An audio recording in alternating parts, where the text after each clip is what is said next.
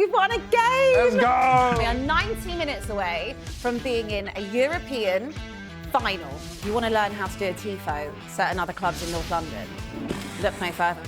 I'm hands in. And I'm probably one of the last left. I just love him. Last night when I looked at the team sheet and I thought, oh, like, where's Bergvall? Yeah. That was the first thing. Where's Lucas Bergvall? Not where's Son. It doesn't matter how he gets them, as long as somebody is scoring goals to make up for losing a striker like Harry Kane. Spurs fans are now nervous with a 3-1 lead in a European semi-final. It baffles me. See, this is what's got me in delusion land, because when it works, it works. Yes. Its next goal wins. It sounds like playground stuff. Whoever scores that first goal... Don't say that. You've actually booked your flies. Yeah. They're non-refundable. The moment they beat Lazio, I went, we're getting there. now. That is the clip. Hello and welcome to Inside Spurs, talkSPORT's dedicated Spurs show where we talk all things Tottenham Hotspur. I'm your host, Abbi and we're delighted to be joined by rapper and huge Spurs fan, Formz. Plus, we're welcoming back friend of the show, Sonny Snelling from Sonny Talks Spurs. Guys, we have a positive show. We've won a game. Let's go. It is absolutely unbelievable. We've won a game. We are 90 minutes away from being in a European final. That's insane, considering we are, at the time of recording, 16th in the league, probably soon to be 17th, and 20 plus losses. But that's a different competition. We're not going to talk about that right now. We're going to talk about last night. We're going to talk about Tottenham beating Bodo Glimt 3-1. And I'll be honest with you, let's start with you, Formz, because we all probably felt we need to get as much of the heavy lifting done in the first 90 minutes when we were at home. And we did that all in the first minute, didn't we? Yeah, we really did. And I think that, I watched Ange's press conference and he said that it was the fans that gave the players the energy to score in the first minute. And we did. I was there, you were there. It was insane. And I haven't seen an atmosphere in the stadium like that in so long. But I also thought that we were going to go and hit them 4-5, 6-0. Yeah. And we were 3-0 up and I was so gassed. And then they got one back and I went, why do I not feel like we won this as much as we should have done? I know. I think that is the overarching thing from last night, which sounds really ungrateful because we haven't had any positive moments. That why are we not so happy that we're 3-1 up, 90 minutes away? Surely they can go to Norway and get the job done. But the feeling is actually I'm a little bit deflated. I left the stadium feeling that way. Sonny, did you go last night? Did you feel the same way? I was watching from home and, the atmosphere came across incredibly on the TV. I think it's one of the best atmospheres since that UCL semi-final. It must be, European semi-finals for Spurs. We turn up unlike Arsenal. At least we do I have something. to get that dig in. But, yeah, I agree, because it was a bit of a gut punch because I feel like we dominated. I know Bodo Glimt had a few injuries, a few suspensions, so some of those players are going to be back for the next game. But I think we did enough. I'm convinced we can go out there next week and put on another perfect display. And just, the players that we've criticised all season turned up, didn't they? The Maddisons, the Johnsons, and they just showed on their day they can be unstoppable. I've been quite negative when I've been on this show the last few weeks and months. It's all right. It's been hard. It's been hard to find any positives. But that was the performance that you could think, wow, maybe we've got one toe, not 1 foot, one toe in the Bilbao Just a final. little one. I'm not going to go any further than that. Teeny, like a little baby toe. Well, you're absolutely right. Look, after 38 seconds, we were a goal in front. I think the atmosphere was brilliant. It was electric. Shout out, because if you want to learn how to do a TIFO, certain other clubs in North London, look no further than coming to Spurs. We don't do much, right? We do good TIFOs. There's no competition. No competition. Was that a duvet they put out the other night? Probably. What was that? Shower curtain? Let's not talk about them. But look, it was an amazing atmosphere. It was really electric in there. And like you said, Formz, I have always struggled at the new stadium in the last 6 years to feel that connection there because also I guess the football's been terrible for the most part and results haven't always gone our way. But White Hart Lane was such a special place that on European nights, it's like it could be a cauldron at times. And we haven't really had that cohesion in that new stadium. So I felt last night we definitely did have that. I want to just quickly touch on Brennan Johnson because I'm critical of Brennan Johnson. I think we all are critical of him. Yeah. And this kind of narrative that all Brennan does is back post Brennan. All he does is score goals. He does nothing else, which is actually true. But at least he does actually score goals. That's his 17th goal of the season. That's 4 more than the next top scorer, which is Dominic Solanke. We spent a lot of money on Brennan Johnson. Have you seen enough return on our investment. Yes. And like, I understand the criticism, but I've always been a big fan of Brennan Johnson. Even like Forest days, I was really excited when we signed him. He was great at Forest. Oh, exactly. But I also think on his day, he's great for Spurs. And when you lose a player who guarantees you 30 plus goals in a season, you need to find goals elsewhere. And it doesn't matter how he gets them. If they're all tap-ins from the back post, it doesn't matter how he gets them. As long as somebody is scoring goals to make up for losing a striker like Harry Kane, happy days. Yeah. Sonny, last night, James Maddison, it was a really nicely taken goal, lovely ball over the top as well. I have to say with Maddison, he does hold it a lot. Like, he will be the one that comes out and does the presses and he'll say, you know, I know it's not good enough. I know the Spurs fans don't want to hear from us. And he did that a couple of days before when he did the preview for the Bodo game. And he said, you know, it doesn't just affect the fans. It doesn't, you know, it affects us as well. I don't want them to think they don't care. You know, we all want this. And we've needed him to step up in big moments. And last night he did that. Yeah, I mean, hopefully you could see it on the camera. I've got my James Maddison t-shirt on today. I've got to represent that. But he showed this, didn't he, in the Manchester City game earlier this season. I think it was on his birthday. Like, he can deliver in these big moments when we need that sort of talisman. And even that goal, I think, you know, some people said, was it a bit of a scuff? Was it a bit of a fluke? The way he actually drives it into the ground, I think actually misled those Bodo Glimt defenders. It was a really good strike in the end. But yeah, I just feel like he has got this in him. He's just been criticised this season for inconsistency because of just... But then the whole squad has been inconsistent, you know, and he is part of this, you know, like senior leadership group. But some people have said, has he fallen out with Ange because he always seems to be substituted off? And, you know, is he the perfect creator for Spurs, or is Kulusevski more that 10 role? So he has had to go through a lot this season, and you know, throughout his whole career, I think he's been slandered. Like when he was at Leicester, he was putting up some unbelievable numbers, and people still thought he wasn't good enough to get into the England team. And I can't, you know, I've been one to, you know, sort of slate him and give him some stick this season because we expect a good level from him. He has shown he can be that level. And since that injury last year and coming back and wanting to get into that Euro 2024 squad, he has struggled. But if he can drive us through next week, drive us through into a final, then he's going to go down as one of the best players to play for the squad, because that's just what happens when you win silverware at teams. All right, let's circle back to Maddison then, because you just touched on something that's quite important.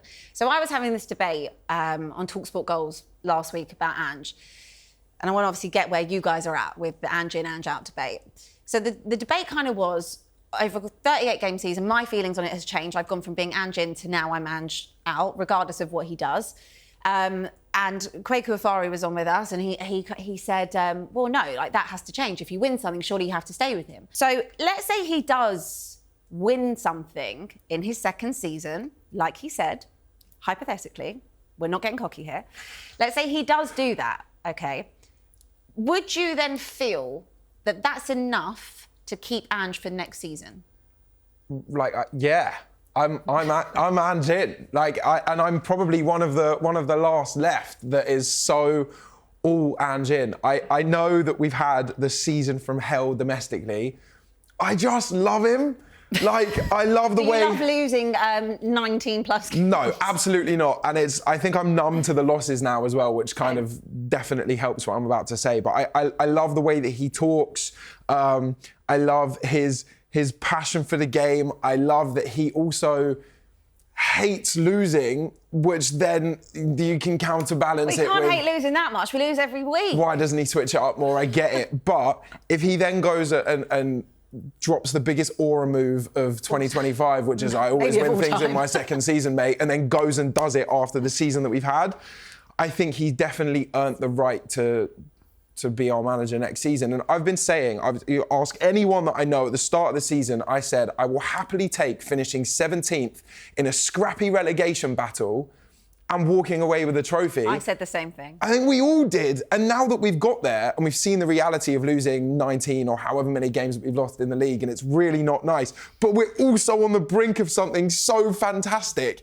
It's kind of like this, I'm like toying in my brain of, has it been a good season? Has it not been a good season? Well, but I think if you look at it from that perspective, if you've given us the option, like you said, 17th and you're going to win a European trophy, yeah. I think all of us, and Sonny, I'm speaking for you, and we'll you know, bring you in, but we all would have taken that. The only thing is that to win a trophy or be in a cup, obviously it's a lot shorter sample size, right? And they're sometimes one-off games or they're two-legged or something like that.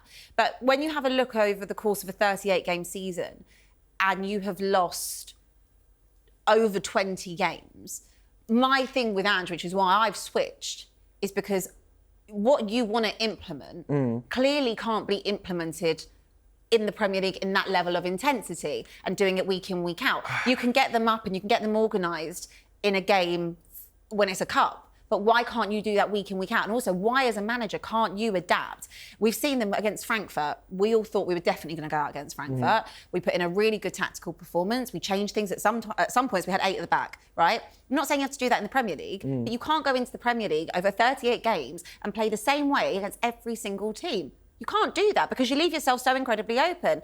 Sonny, where are you at with the Ange debate? My hypothetical would be Ange would walk away. If he has got some street smarts, I think if he wins the trophy and he'll go, I said that line and I've delivered, he should then walk away from the job. And then the thing is, he puts himself in good stead if he wins it, because he can go and get any other job in Europe if he wants. And escape this sort of whirlwind that is Tottenham Hotspur and Daniel Levy. If I was a manager at Tottenham, I'd be running away at the moment, with how it is. And I agree with what you say there, Abby. The thing is, a 38-game Premier League season is a perfect barometer to assess how good a side is, over the course of 7 or 8 months. Whereas cup competitions, you just have to have sort of different minerals. It's why there's always age-old debates about Roberto Di Matteo. Is he a great manager in the echelons of football? Well, he won the Champions League, but he wasn't good enough, with Chelsea. One day Ramos, should we have stuck with one day Ramos? Exactly. No. Sometimes, Manchester United, they won cups under Eric Ten Hag, and Ole Gunnar Solskjaer always delivered that line with, you know how good a team is based on, Premier League form and league form. And that's why, I think, Arteta and Arsenal, they kept him on, didn't they? Because he won the FA Cup. But now it's coming to that stage where it's like they're consistent, but they're not delivering in the league, and that's where they're being marked up on. So it is a tricky situation, because I was Ange in for a long time, and it was that Everton game where I was like, right, I'm not seeing it anymore. The performances aren't there, and now I just feel like, people are calling me Havana flip-flops. I changed my opinion so much on my channel. But I'm just, I'm using my eyes and I'm saying what I see. And I think at the moment, I'd say, if he wins it, I can see Levy keeping him on. Yeah. But I think if Andrew's got any sense, he'd walk. Because would it not be a very similar thing to the Ten Hag situation, right? He goes and wins, he wins the trophy, and then, okay, let's say that Tottenham did stick with him, and we stick with him, give him this summer, let's say we won it, and we've got the 100 million, not that I think that Levy would let us spend the 100 million, but that's another story. But let's say that we have that money and he wins it, and then we stick with him, and we're sitting here in October, November, and again, we're 17th in the league, 18th in the league. That moment of being absolutely over the moon that we've won a trophy, and now, that's done now. That's put to rest, that we don't win anything, and we can move forward, hopefully. But when we're sitting here in the league, still so deflated, and we're like, we're watching this week in, week out, then you get yourself into a Ten Hag situation, and we've wasted another season. This is where our fan base confuses me, because it's so true. You can really judge how a team and a manager is working in a 38-game league season. But when you are a fan base that has been screaming for trophies for so long, you can't then go, oh yeah, but the cup competitions don't really show anything. Because if we're winning trophies consistently and we're having up and down league seasons, for the next 3, 4, 5 years, I don't care. I actually don't care. Do we belong in the Champions League? No. So if we get in the Champions League from winning the Europa League, massive bonus, thank you very much. I agree with that. But if next season we finish 10th in the FA Cup, are you taking that? I'm taking it. Of course you are. But there's a difference between being 10th to being 17th. I know, but... And we haven't won this trophy yet. I know. Let's say we do go and, get past the 2 legs and we beat Bodo next week and we're in the final. It's very likely we're going to have Manchester United in the final. We'll obviously talk about that a little bit later. But we could also just leave the season with just being 17th. Mm-hmm. Oh, yeah. Well, then he's got to go. But what I'm saying is, if we are to have poor domestic seasons over the next few years, but we are winning trophies, finally, because Ange is a trophy-winning manager and he can do it on a shorter tournament style, then it leaves us in a position for a sort of higher level, top-tier manager to come in and go, okay, well, the club's got a winning mentality again, let's pick them up domestically and do what I do best, which is what most managers do. Okay, I see your point on that. Yeah. I do see your point on that. Sonny, where'd you sit on that take? It's just such a struggle, isn't it? Very 90s Tottenham, isn't it? 80s, 90s. That's the thing, because we've got used to Pochettino, you know, being consistent and getting top four, but not really having anything to show of it. And Tottenham are really, if people say, what's the Tottenham way? It was sort of mid-table, lower table, getting a cup here and there, you know, surprising and the odds. And that's literally what we've done this season. So it's just so weird how it's on such a knife edge. And Formz said there, like, he literally, whatever happens, if, you know, we don't win it at all, he's getting sacked. That's literally going to happen. But I can't even see a world where, say we get to the final and we put in a good display, he's sitting in that end of season meeting with Levy and going, well, you know, I had that, you know, he could go, well, look at the Frankfurt game. Look at, like, he's got evidence to back him up. And then Levy will go, well, look at Everton, look at Wolves, look at well, like, X, Y, and there's Z. a whole long list. You can just say, actually, is it quicker just to pick out the good performances? You'd probably say, well, City, you'd probably say Brentford and maybe United. See, this is what's got me in delusion land, because when it works, it works. Yes.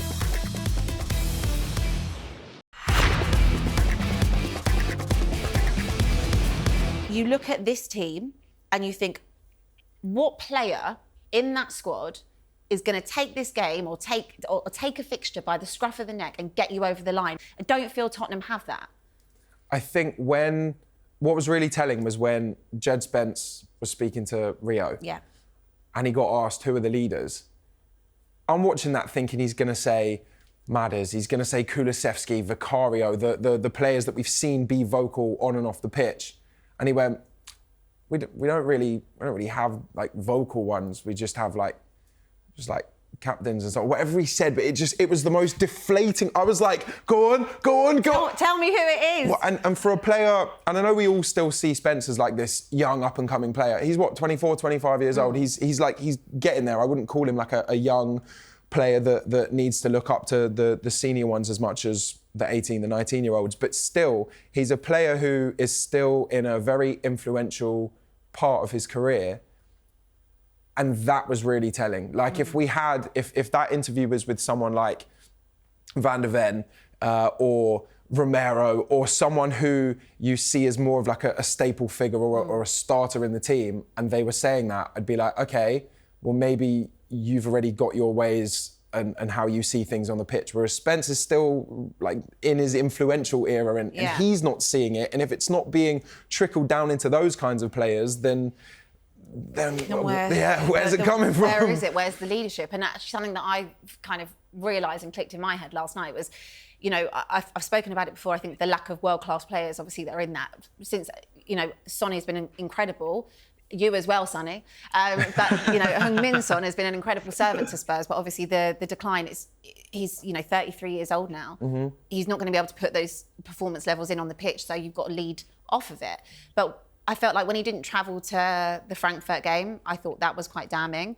And this is not me questioning him as a player or his commitment to the club. I don't question that. It's just, again, on the leadership thing. And then obviously last night when I looked at the team sheet and I thought, oh, like, where's Bergvall? Yeah. That was the first thing. Where's Lucas Bergvall? Not where's Son? Mm-hmm. And that was I was kind of like, that's a bit of a weird thing for me. Like, you know, because always for years we've been like, oh, well, you know, Sonny's injured or this or that. But actually, like, we don't even look for that anymore. So we're all putting our whole hopes and dreams on Lucas Bergvall, who obviously did miss the game. We're not sure if he's if he will feature again this season. He did something in training. Let's just go back to last night a little bit more, because Bodo Glimt, they did dominate possession, 70% in the second half. Spurs obviously did still get the job done.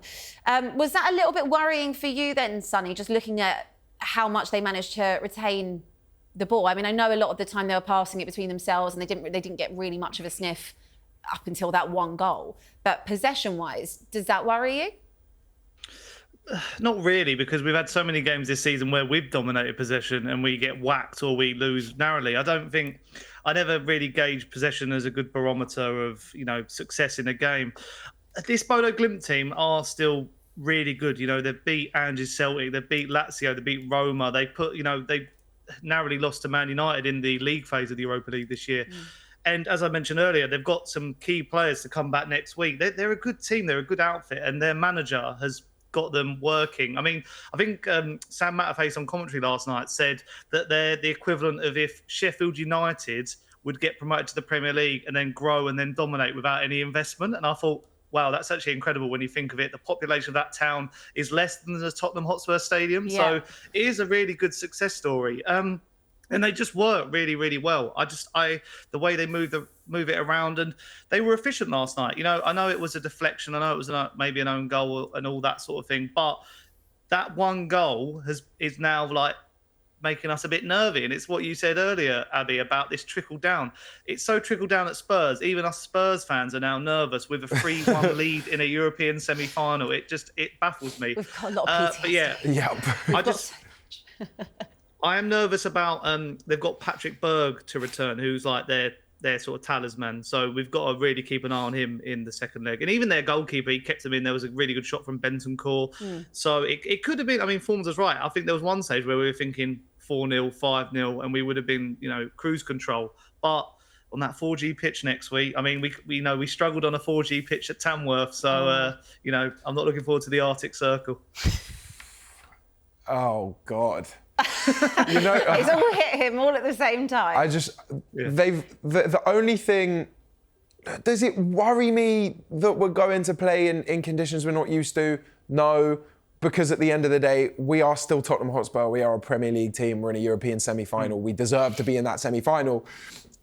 But you can't knock Bodo's CV at home this season is insane. Yeah. Like, insane. The one thing that I think is going to work in our favour is the fact that the Norwegian League has started now. Yeah. So they are playing more games, and they are considerably, well, because we are one of the fittest teams, I'd say, other than the injuries, but I was going to say we're one of the fittest teams in the league, but maybe I'm going to take that back. But we are, I would say, a much fitter team than them. So when going back to like the 70% possession thing, I don't mind giving them the ball if it's going to run them down. And then Pedro Porro can take the ball and ping a ball over and James Maddison can touch it and finish. Like, I don't mind that. I'm like, oh, God, I was about to say, no, I'm not worried. I think I'm a bit more worried than I thought I was. Any other team, you'd say, no, of course, you'll be fine. Yeah. But because it's Spurs, we know. Yeah. Like, it's embedded. It is that embedded PTSD that we all have. And it is ridiculous that we're sitting here the day after being 3-1 up in the first leg of a semi-final, and we're all worried about the fact, they've got to play on artificial grass, or it might be a bit cold. Are they going to fancy it? Have they got no bottle because they couldn't beat Tamworth in the freezing cold? These are things that, honestly, and they do play a massive factor into why Spurs fans are so pessimistic and why you just have this mentality thing with our own fan base that we really struggle to fully believe that they can actually do something because we've been hurt so many times. It does make the wins feel sweeter though. Like when we actually did it. When you spend 90 minutes like on the edge, like squeaky bum time, and it's like, oh my God, and then you win. It's like, yeah, relief. But we have to actually win it. We have to actually do something, do the opposite of what Spurs usually do and actually get themselves over the line. It is going to be such a tough game next week because they are good at home. I think they're 4 league games into the season in Norway. Obviously, they have been playing European football in that time. And they have, like Sonny said, you know, they've dismantled Lazio, they've dismantled Roma.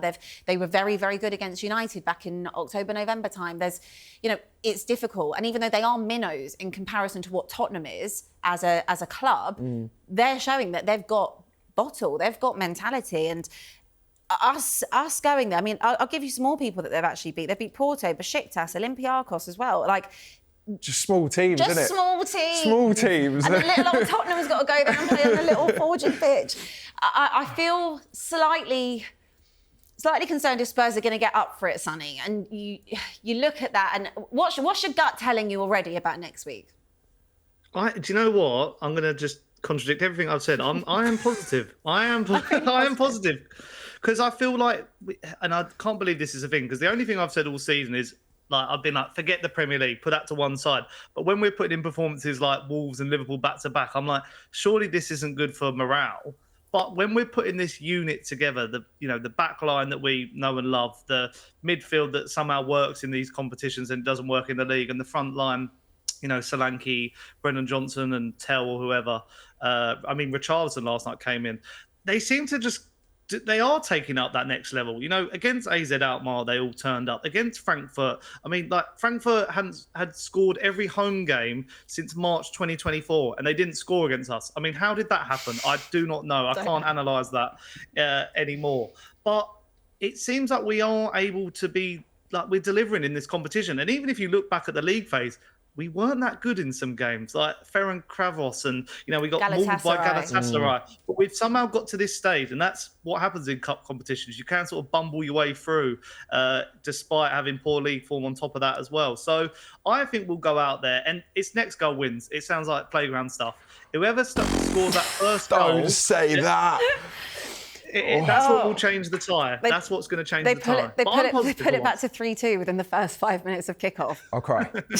My flights to Bilbao were too expensive for that to happen. Right, so let's see where we're landing on this. Where are you landing? What have you booked?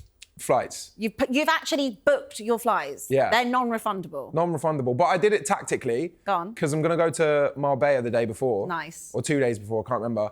And then fly internally from Malaga to Bilbao. Okay. And then back to Malaga and then home. So if we don't get there, little 4-day trip to Marbs. Why not? Happy days. But if we do get there, let's go. Unreal. Sonny, what have you done so far? Are you waiting? Oh, you're not going to like what I'm going to say. I am going to Spain, but I'm on a stag do in Benidorm. Crazy. But the groom is a Manchester United fan, but we're making him wear a Man City kit on the day. So hopefully... And if I'm watching it with him, hopefully I can have the last laugh on that day. Wow. Let's see. Okay, so you two are both already out in Spain. I've gone the opposite way. I have not booked my flights because I don't trust them, and I will not even look at flights until that final whistle goes. But I have booked a hotel. But I made sure that the hotel I booked was obviously free cancellation because I was like, there's no chance I'm laying out for this. No chance. I think what I'm going to say, I really hope it doesn't come back to bite me, but the reason I booked my flights was the moment Bodo beat Lazio. The moment they beat Lazio, I went, we're getting there. And now, That is the clip.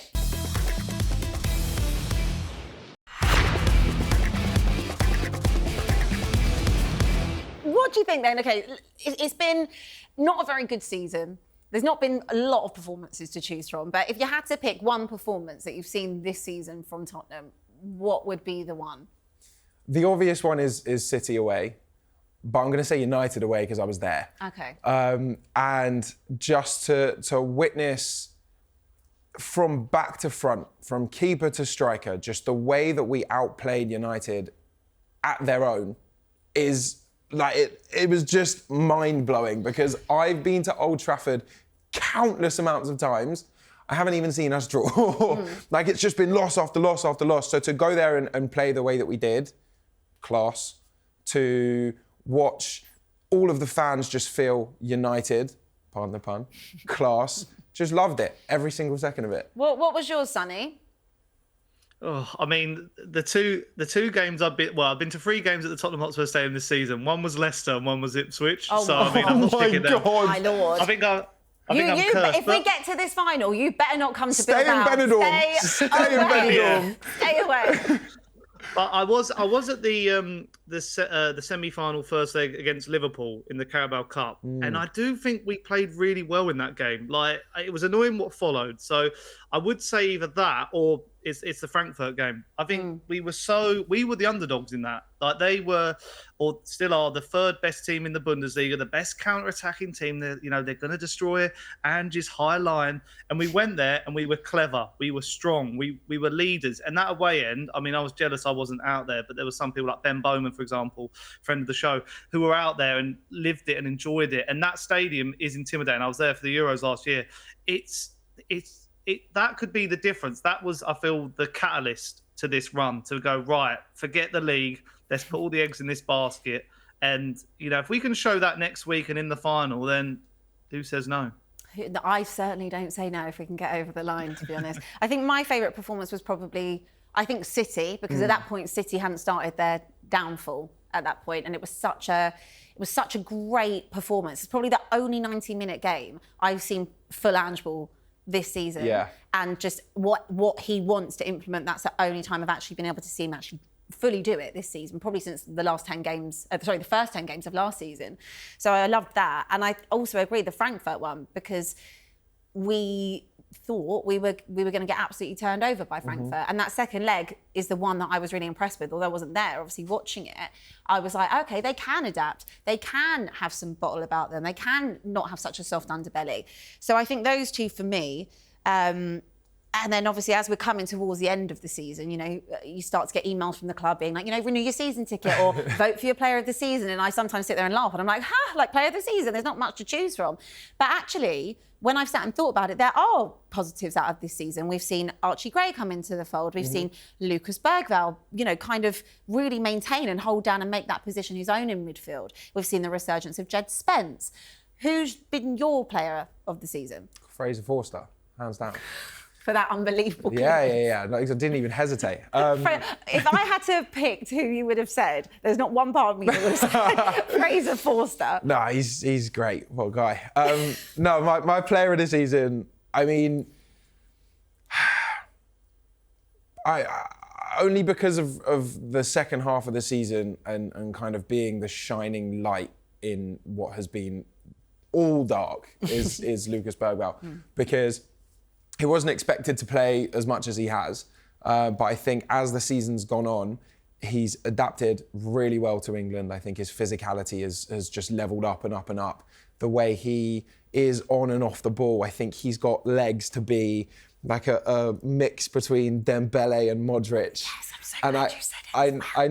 I know that it's so much pressure to put on a child, but I'm so hopeful because on the ball, off the ball, the way that the players are when around, I'm speechless at watching this kid from Sweden come to the Premier League, come to a club like Tottenham and go, this is my place now. Yeah. I'd give it to Lucas. I think it's a great shout, and I have also quietly said he gives me shades of Modric, because you don't want to say it a bit early. People go, you're delusional. How can you compare him to Modric?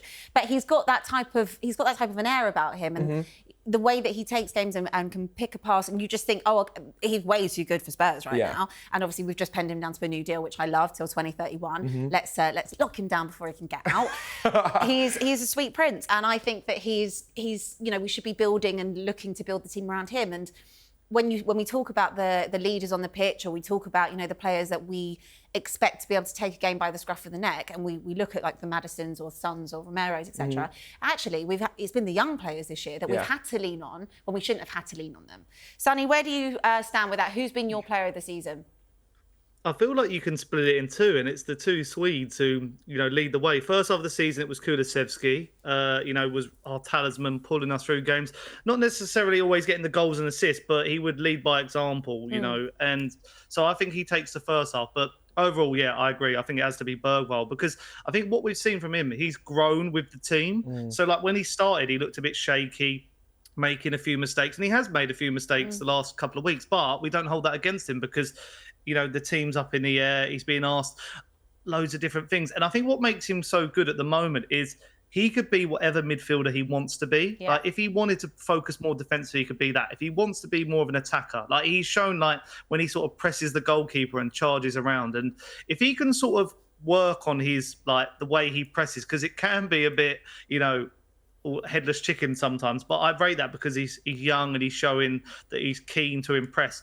And you said it there, Abbi, that 18 years old and we're already going, where is he on the team sheet? Or, he's a guaranteed starter. Where, if the future looks bright, if we have like Gray in the midfield with him and, Kulusevski as well, I really like the blend of that. And, if they just get more sort of coached better to, in their preferred position over the next couple of years.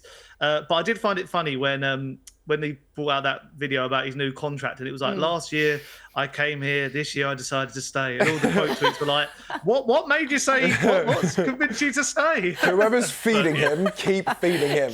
Keep feeding him. Because I don't know what would possibly have convinced you to stay after this season, but we're very, very grateful he has.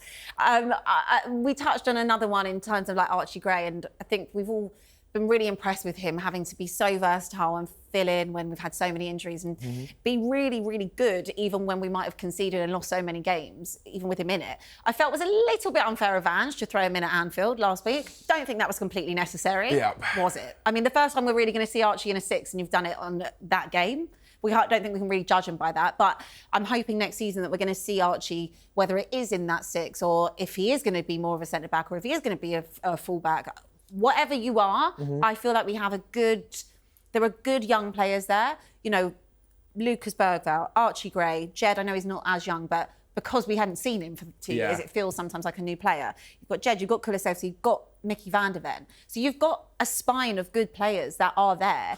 I just hope that we add that quality to the team with experienced players and we upgrade. I wanted to upgrade, for example, on Basuma last summer. I said that is key for me, key in that area to upgrade on because that's the area that we're really, really light and lightweight.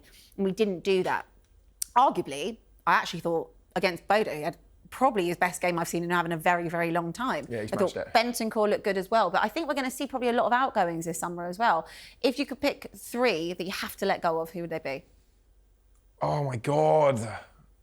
Oh my God. See, I think this is an easy question. I could name you 10. Go on then.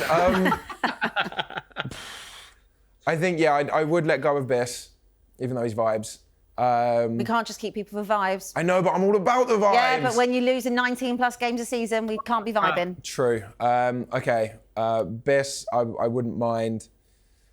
And then I don't know, I've got a soft spot for all of them. I've literally got a soft spot for all of them. Oh, someone else answer that question while I have a think. Sonny, tell me you don't have as much of a soft spot. Basuma. I mean, even though he was really good, Straight in. even though he was good last night, he hasn't shown what we thought he could be when we signed him from Brighton. No. I then go Bentancur as well. I feel like he's dropped off, and then that makes us go out and sign a 6 who can dominate that midfield. You know, actually, Levy will worry then that he has to spend some money. Third one. There's, I'm naming 10 now. I'd either go Richarlison because I think we could cash in on him and we could do with a backup. I just don't think his injury record. If we could sell him back to Everton for 30 and he goes to the new stadium where he's loved, that's where I'd put him there. Although, do you know my surprise one would be, and this might be really, really controversial, Romero. That's not controversial for me. I agree with you. I think if we can cash in on him, get him to Atletico, get a good fee for him, and then bring in Mark Gahey or someone like that for a similar price, then I'm happy with that. Because, again, he was magnificent last night, but he showed that thing again where he gets a yellow card and you're like, and then his attitude and walking down the tunnel, doing that interview the other week. There's just moments where he is just like one step forward, 2 steps back in just his all like persona. Yeah. So I think if we can get a decent enough money for him, then that. So there you go. You've got 4 for the price of 3. I think you're spot on with that. I would also cash in Romero. I've not made it a secret that I don't like the attitude. I think that he again thinks he's bigger than the club, and fine, he'll probably go to Atletico Madrid and be unbelievable, like most players are when they leave us. But I don't want anyone there that thinks they're bigger than the club. I'd rather your performances match that, like a Harry Kane, and we say, okay, actually fair, like you're actually way too good to be here. But I think when I've seen Romero make so many mistakes, it's not even about the rashness at times, because actually doesn't get that many reds. It's actually a bit of a fake narrative. It's just more the amount of goals, the lapses of concentration or the individual errors I think he makes, and then you sit there, walking down the tunnel as one of the leaders, or you go and give press conferences, your own little narrative ones about the summer. That's what I don't like, and that's not the type of leader I see at Tottenham. What about Dragusin? Dragusin, because he would have been after Biss for me. Yeah, I wouldn't cry over it if he left. Because then you leave, that's 2 centre backs, and then I'd say you'd have to really focus on the defence. Well, we should start doing that. Yeah, but then I've actually lost count of how many goals we've conceded. I think it's got to be over 51 now. Yeah, but then if you get rid of 51? The majority of the midfield that have been starting for us, then it's like, okay, well, we've got to focus on the midfield. And I think as a club in the transfer window, we're going to focus on one area and then see what deals we can get in other areas. And that's what I don't like. So what's the main area for you that we need to focus on in the summer? Defence. I really, if we do get rid of Dragusin, if we do get rid of Romero, I think we have to lock in two, okay, maybe not world-class centre-halves, but two centre-halves that you can really rely on. Not just, and it's great with the ifs, being like, oh, if we can bring in Guéhi from Palace, or if we can do this, if we can do that, that'd be fantastic. But if we did bring him in, I'd say we also need to bring someone in of his quality, because we can't have, where we want to go, and if we're playing in the Champions League next season, we can't have backups. We need competition. And it's something that we've been saying for so many years. And I've always hated the narrative of, we need to bring in a backup for this player, a backup for that player. No, we need to bring in a player who is as confident or nearly at that level, so they can also compete. So it makes the starter go, okay, well, hang on, I've got to up my game here. And then everyone rises. I know. And I think that's always been the problem with Spurs, is that there's there's a lot of complacency, and there's not too many that are pushing you for your positions. I don't think we're in any danger of losing Dragusin, to be honest with you. I mean, before he got the long-term injury, I mean, he wasn't putting in good performances anyway. I quite like Kevin Danso. I don't think he's been particularly bad as well since coming in. Yeah, same. I think it's got to be midfield for me. Sonny, do you kind of match the sentiment with the midfield, or are you sticking with defending? No, I think it's the midfield, because I think that's our issue. I don't think our issue is our defence when I've watched us this season. It's how our midfield is bypassed. 100%. And it's not the creation, it's not the eights, because we have so many midfielders who can play the eight, but that six is just so vital. The person who can distribute the play, who can, just protect that back line. And I have to disagree. I think Dragusin, under a different coach, would thrive. He's been asked to play in a high line where he's not got the pace to keep up with it. If he was under a Thomas Frank and we were sitting a little bit deeper, and you're asking him to just simply defend and pass, which is what he was doing at Genoa, then that's fine. And then as for a six, I mean, people will, it's really hard to say, go out and find the Rodri or the Rice or whatever. But, you've got Carlos Baleba at Brighton, who I think you could get him out of there for a good fee. To hit one as well, doesn't he? And exactly. So there are viable options out there. Even Johnny Cardoso, who we've got that deal from Real Betis, has had a really good season. Just that sort of person who we can, put our coattails on and go, right, we know their one job is to sit and just distribute and just defend and mop up. Because at the moment, it is just an absolute free-for-all. And Bentancur's the one who can sort of play it, but there's still moments where he isn't strong enough to be in that position. I think you fix that area, because, as I say, you've then got Maddison or Kulusevski as the creator. You've got, Sarr, Bergvall can be those sort of marauding eights who sort of do it a bit box to box. I think you've then got a better defence that then protects, better midfield, that then protects that defence. And then, your fullbacks can do what they want, whether it's with Ange or without Ange. Yeah, I totally agree with you. And the best example of that would be under Pochettino. We had such a great defence and we massively bombed forward. But you think, who protected that defence? You had Eric Dyer in there at times. You had Moussa Dembele. You had Wanyama. You had players that could come in and, had Sissoko at times. There was players that could come in there and help protect that back line, and Spurs just don't have that. And you look at any game, if you play a high line, and I do think the line has actually got deeper as the season has gone on, but your midfield is basically non-existent, because we don't actually have that out-and-out six. And Sonny's completely right. We have got so many eights, but they're not sixes. Yeah, you've convinced me. I've changed my mind. Keep the defence, get rid of the midfield, and sort the midfield out. Let's just bring a new lot in.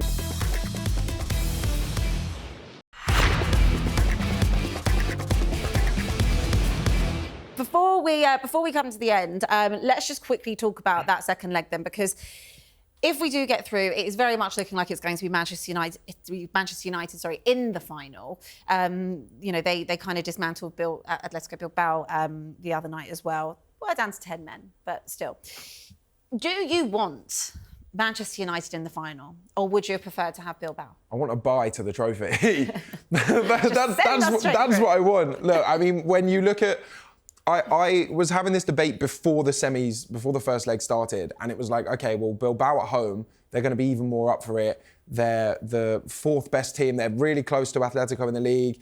And it's like, okay, they've got some talent. They can turn teams over. I'm worried. They'll be at home, blah, blah, blah. Then you look at United, and it's like, okay, well, we've beat them 3 times this season. How Spursy is it to then go and lose when we need to beat them? And then United, it doesn't matter what's happening to the club, inside and outside, no matter what 11 they've fielded, it's Manchester United in a final, whether it's an FA Cup final, European final, they just know how to get it over the line. So I was having this debate, and then, yes, they went down to 10 men, and for the first 10 minutes, Athletic Club were actually a much better side than United were. They got torn apart at home. So maybe I would have wanted Bilbao. Yeah. But now it's looking like it is United. Am I confident? Out of 10? Yes. Give me a number. Out of 10. No, you have to put your chest on it. Out of 10. How confident are you? Beating United in the final. Yeah. You know what? I'm going to put it all out there. Oh, God. 10. Oh, wow. He doesn't 10. mean that. He does not mean that at all. Not one bit. What about you, Sonny? Who would you have rather had? Have I got to bring it back down to earth now? Yes. No, Please do. I think Bilbao have been impressive all season. Like, you know, Nico Williams, the brother Naki Williams, like they're a very impressive side under Ernesto Valverde. But Bruno Fernandes from Manchester United, you know, luckily we're all, you know, we watch English football, so we know there's no like weird previews of like who are Bodo Glimt. We know who Manchester United are, and he has just been unbelievable in the mess that they've been this year as well. So, and it's so Spursy. There's two Spursy things. It's a Formz said it there. The fact that we beat them 3 times, this is the game that we need to win. The fourth and the time fact it won't happen. we're in 2 European finals. One was against Liverpool and the other could be against Manchester United. It's just so Spurs that it has to be an all-English final twice. And I've mates who are United fans who are going to bug me the whole time. And they're confident. They you know, lads, it's Tottenham. That's what they'll say because they're used to it in the crunch moments. But we've shown it this season. We can beat them. We beat them convincingly at Old Trafford. We, you know, sort of blew them apart in the Carabao Cup, and then they sort of got back into it. But I still think we were the better team. And then when we played them at home in the Premier League, they looked a bit better, but we still got the job done. So we've had every performance against them this season, but this is the one that means the most. And this is the only one that matters. Yeah. This is the only one that matters. I'd lose all the others. Absolutely. Absolutely. And I was speaking to Troy Deeney the other week for talkSPORT.com, and we asked him, like, who does this trophy mean more for? And he said United because they're expected to win, but people want Spurs to win it. I think the most of the English fan base and European fan base will want Spurs to win it. So hopefully with that energy, that can see us get it through. I think, you know, Ange has got United's number. He beat him last year as well. Like, he knows what he's doing, hopefully, when it comes to Manchester United. He owns Manchester. He owns Manchester. He actually does. He owns Manchester. Well, that's actually quite a good way to leave it then on such a high note. They've battered United 3 times. I'm going to leave you with something else. The last time that Spurs scored in the opening minute of a game was in 1971, and they went on to win the European Cup. So, on that note, a huge thank you to Formz and Sonny. We will see you next week after that second leg, where hopefully we will be in the final. God, it's so nerve-wracking. Come on, you Spurs.